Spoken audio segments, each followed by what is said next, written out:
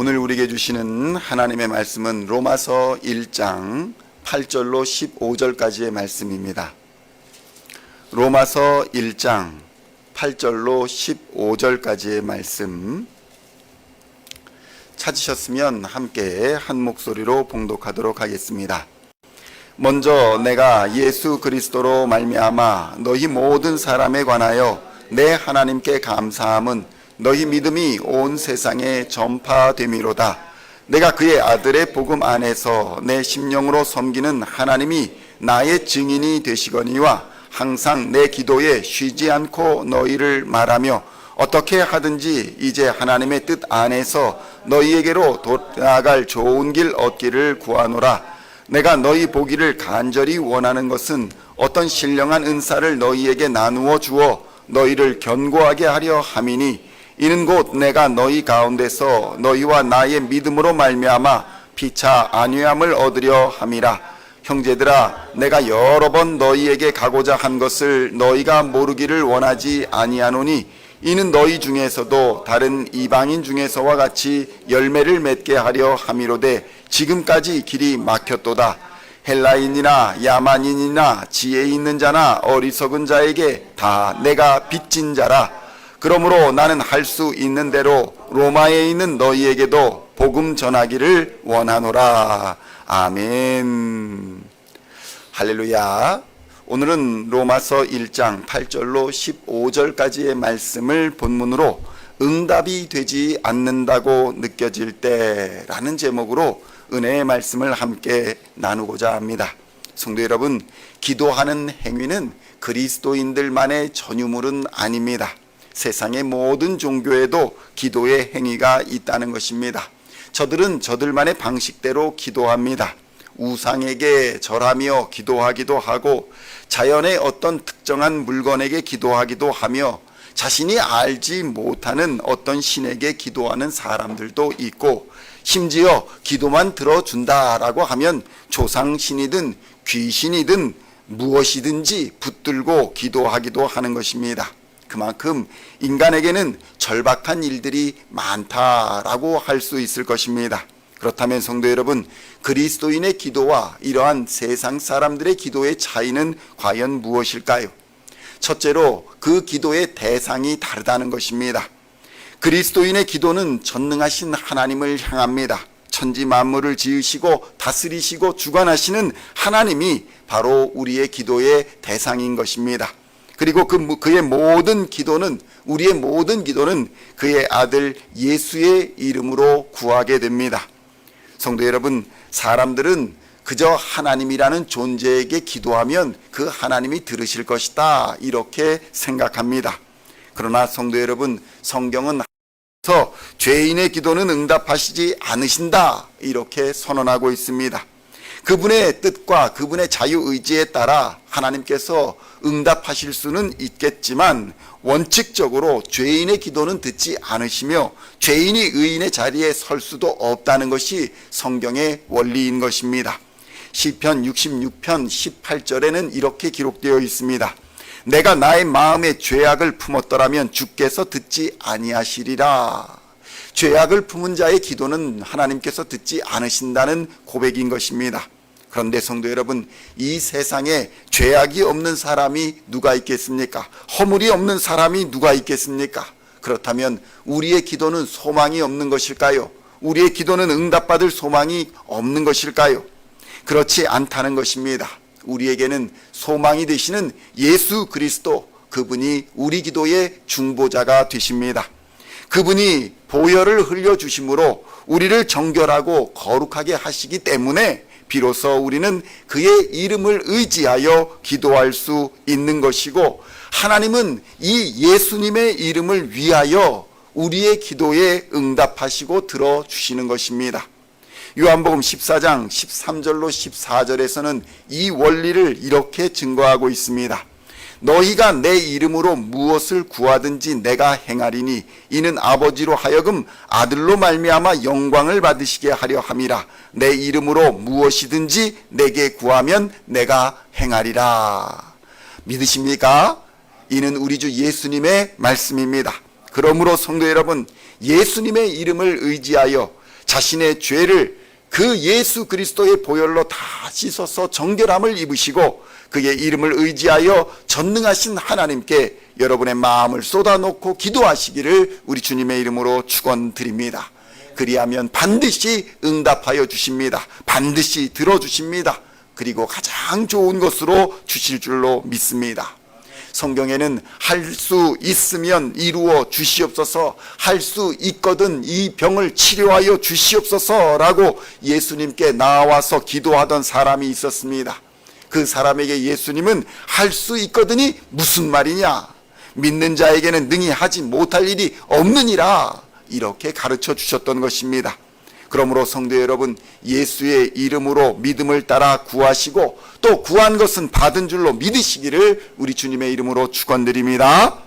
성도 여러분, 우리의 믿음은 바라는 것들의 실상이요 보지 아니하는 것, 보지 못하는 것들의 증거다, 이렇게 기록하고 있습니다. 우리의 믿음의 선진들, 아브라함으로부터 시작하여 오늘 바울에 이르기까지 모든 믿음의 사람들은 바로 이런 믿음으로 증거를 얻었고 마침내 예수 그리스도의 부활에 동참하는 영광을 얻게 된 것입니다. 성도 여러분, 이처럼 그리스도인의 기도는 하나님의 영광을 향합니다. 그리고 마침내는 죄와 사망의 권세를 이기는 부활의 영광으로 그 증거를 얻게 될 것입니다. 예수 그리스도가 바로 그 증거입니다. 그 이름으로 구하시고 응답을 받으시는 우리 시온의 성도님들 다 되시기를 우리 주님의 이름으로 축원드립니다.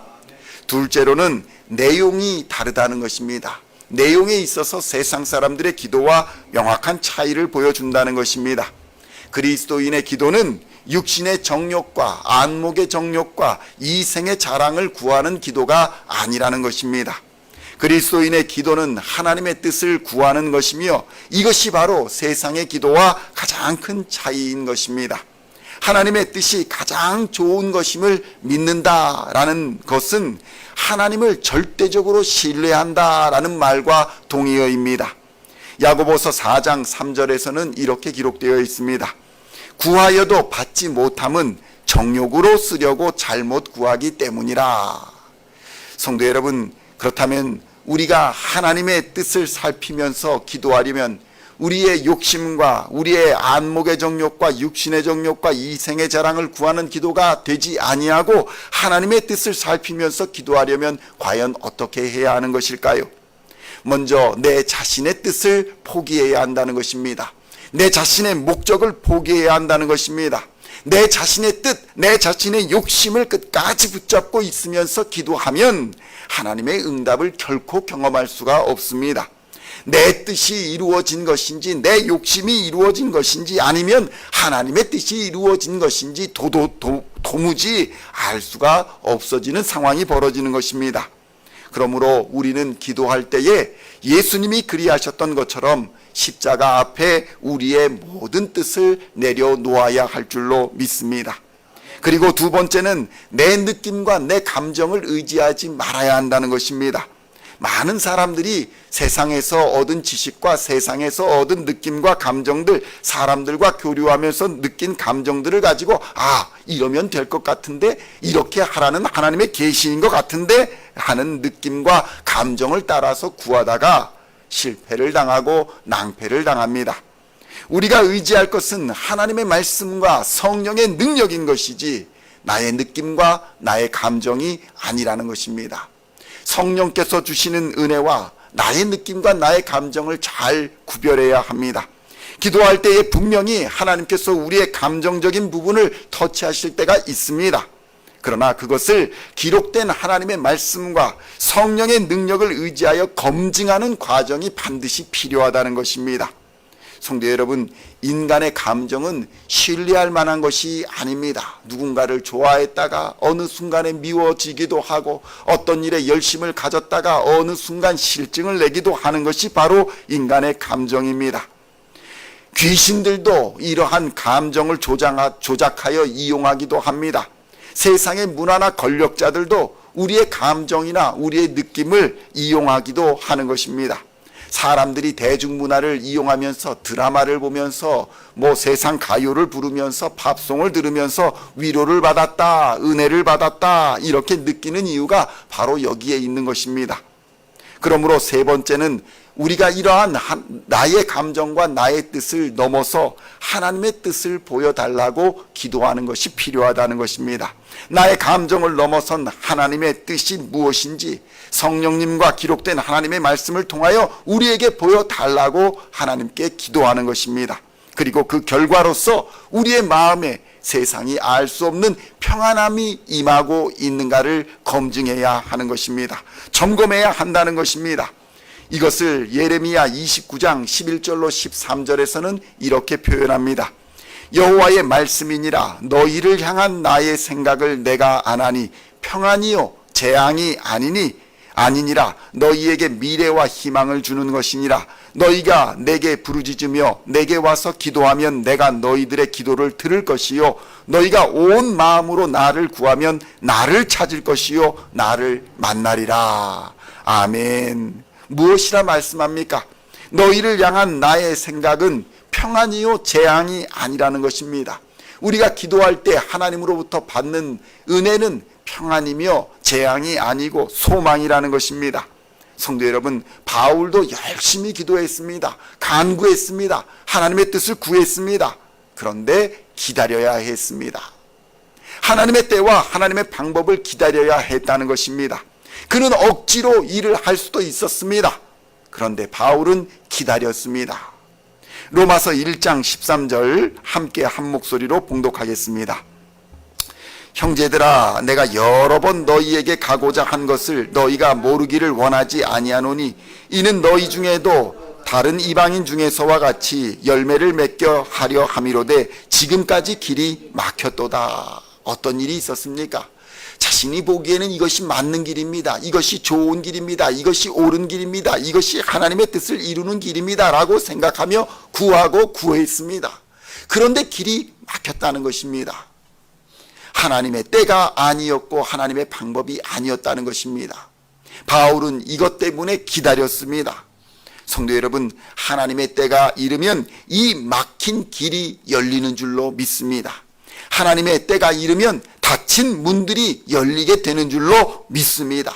그리고 그때에 하나님의 뜻이 이루어지며 우리에게 참 평안과 소망의 기쁨을 주시고 우리를 만나 주실 것입니다.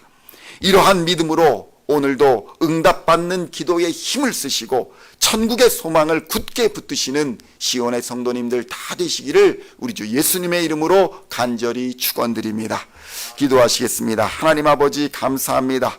바울도 길이 막혔다고 우리의 간절한 소망으로 기도했지만 지금까지 길이 막혀 있었다고 그 로마에 있는 성도들에게 편지를 쓰면서 이렇게 이야기를 합니다. 하나님의 때에 막힌 길이 열리게 되는 줄로 믿습니다. 하나님의 때가 되면 닫힌 문들이 열리게 되는 줄로 믿습니다. 우리에게 인내를 허락하여 주시고 기다리는 하나님의 참 평안을 허락하여 주시옵소서. 하나님의 때를 기다리게 하여 주시고 그 때가 이를 때에 두려워하지 말고 주저하지 말고 염려하지 말고 믿음으로 담대히 나아가 하나님께서 주신 약속의 땅을 차지하는 하나님의 백성들 될 수 있도록 주님 역사하여 주시옵소서. 늘 깨어있게 하여 주시고 말씀에 예민하게 하여 주시고 성령님의 음성을 들을 수 있도록 우리가 늘 깨어있을 수 있도록 주님 역사하여 주시옵소서. 오늘의 말씀을 굳게 붙잡고 하나님의 말씀을 따라 하나님 기도를 쉬지 않게 하여 주시고 십자가 앞에 나와 우리의 뜻과 우리의 모든 욕심을 내려놓고 하나님의 뜻을 구하며 하나님의 방법을 구하며 하나님의 영광을 구하며 오늘도 하나님 앞에 엎드리오니 하나님 응답하여 주시고 하나님의 가장 좋은 것으로 우리에게 역사하여 주시사 하나님의 뜻을 이루어가는 하나님의 사람들 다 될 수 있도록 주님 역사하여 주시옵소서. 하나님을 영화롭게 하는 삶을 살 수 있게 하여 주시고 주의 재림을 기다리며 마라나타 아멘 주 예수여 오시옵소서 기다리는 하나님의 백성들 다 될 수 있도록 주님 인도하여 주시고 역사하여 주시옵소서. 오늘도 하나님의 능력을 사모하며 우리 주 예수 그리스도의 이름으로 간절히 기도하옵나이다. 아멘.